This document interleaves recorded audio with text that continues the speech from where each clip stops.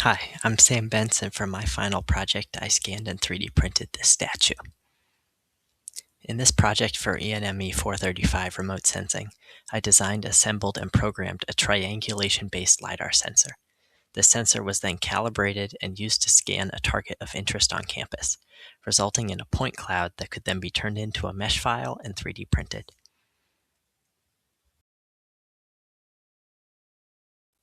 The target I chose to scan was the Nocturne statue located behind the Art and Sociology building. Nocturne is a large steel statue created in 2003 by Andrew Dunnell, an art professor at UNC Greensboro and a UMD alum. Throughout his career, Dunnell went on to create a variety of large-scale sculptures, primarily out of steel. Unfortunately, in 2016, Dunnell passed away unexpectedly. Later that year, his family gifted the Nocturne statue to UMD, where it has remained since. The main thing that drew me towards selecting Nocturne as my target was the scale of the object. The recommendation for this project was to select a target that would fit in a 6-foot cube, and this sculpture was definitely pushing the limits of that, fitting in closer to a 10-foot cube.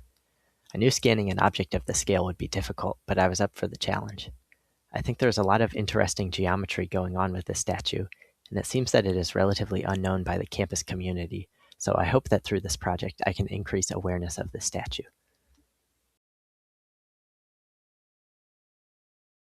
My LiDAR scanner consists of a Raspberry Pi 4B, Raspberry Pi Camera Module 2, an IMU, and a line laser. All of these electronics are housed on a 3D printed frame that mounts to a tripod. The scanner is powered by a power bank and can be interfaced with by remoting into the Pi on a laptop.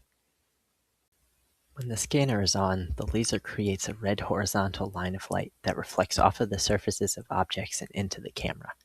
Because there is a known vertical offset between the laser and the camera, the y-coordinate of the laser in the camera is a function of distance between the camera and the object.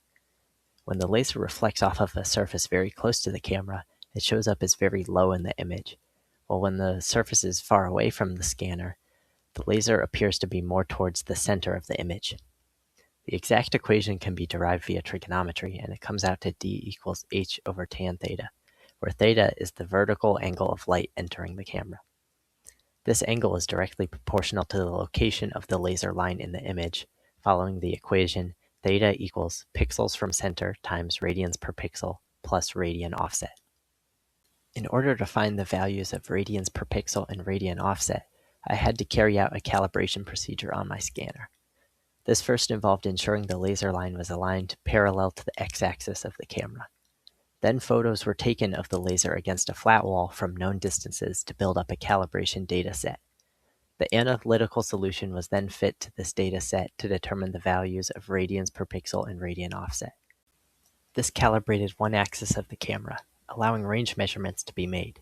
But in order to create a full 3D point cloud, we need the x, y, and z components of the range vector for a given laser line pixel in the image. To obtain this information, the other axis of the camera must be calibrated, along with knowing the pitch angle of the scanner when an image is captured. The x-axis was calibrated by finding the distance from the camera at which a 12-inch ruler entirely filled the width of the camera feed. Trig can then be used to find the angle of the field of view in the x-axis. Then, with range information, the x-axis distance of objects can be determined based on the x-coordinates of the laser line pixels. The pitch angle of the scanner is found using an IMU.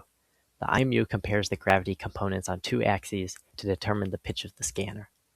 Rather than relying on an external IMU such as a phone, I chose an IMU that can directly communicate with the Pi through I2C, greatly simplifying the data collection process. To scan the Nocturne statue, I had to come out on 3 different nights and capture vertical sweeps of images from various angles around the statue. Due to the large scale of the statue, I had to collect 19 different scans in order to get complete coverage. On my first scanning attempt, I picked the front right side of the statue to scan, as it contained the widest variety of features. On this scanning attempt, I quickly realized the challenges I would face while scanning this object. With the narrow field of view of the camera, I had to stand fairly far away to cover a significant amount of the statue. Scanning from further away has the consequence of decreasing the resolution of the sensor, though, so I had to choose to compromise and scan from about 7 feet away, which meant having to do many more passes to get complete coverage. But I think that the results of the scan were worth it. An additional challenge I faced during the scan was having the laser line remain visible. My first scan was conveniently pointed in a spot that had little noise from street or building lights, but still the line remained less visible in the images than I had hoped. And I feared that this problem would only get worse as I scanned from other locations that contained more noise sources. This led me to explore some different camera settings that could improve results. Through my testing, I found that increasing the exposure time and increasing the analog gain on the camera led to significantly more visible laser lines in the images.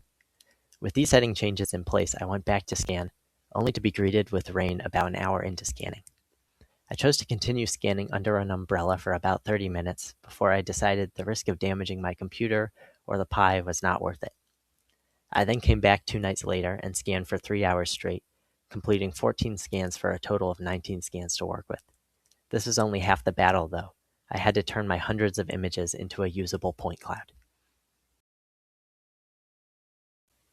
The images were processed through a pipeline that works as follows. First, images are masked by hand to remove large noise sources such as bright lights or red objects.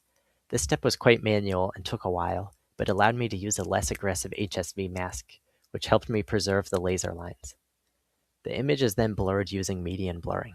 This removes salt and pepper noise in the images, while preserving the sharpness of the lines. Then an HSV threshold mask is applied to filter out everything but the laser line.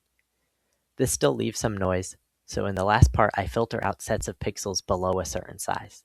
This removes small blobs of noise while keeping the line intact. Here's a quick recap of the entire filtering process. The fully masked image is then looked at row by row, and the average X location is calculated. This X coordinate is then converted to range using the previously mentioned formula. Then the Y coordinate of the row, along with the angle the image was captured at, are used to determine the X, Y, and Z components of the point. This process was repeated for each photo in the same scan location to build up a point cloud, which is a text file containing a list of X, Y, and Z coordinates. All of the separate point clouds from different scan locations were then combined in Cloud Compare to form a single point cloud.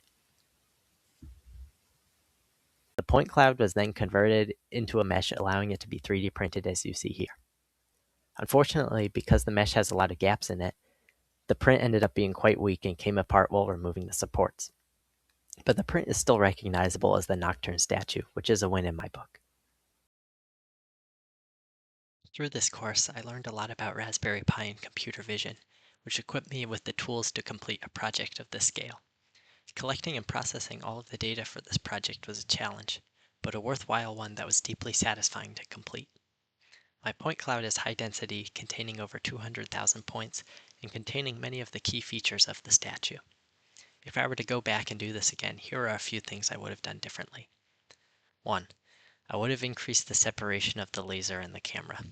This would allow the scanner to achieve higher resolution at greater distances, which would have been more appropriate for a large object like mine. 2. I would have increased the amount of pictures of the ground that I took. I didn't realize this when collecting my data, but having the ground plane in the point cloud makes aligning multiple point clouds significantly easier. 3. I would have moved my scan locations closer together. Comparing my point cloud to the actual statue, it appears that the tube part has a tighter bend to it than it actually does. I believe this is because my scan locations were placed too far apart towards the end, leaving small gaps of the tube that got left out. When aligning my point clouds, these gaps got filled in by moving the point clouds closer together than they actually were, which caused the tube to end up with a sharper curve. With these changes in place, I believe an even more true-to-life point cloud can be created. This concludes my project video. Thank you for watching.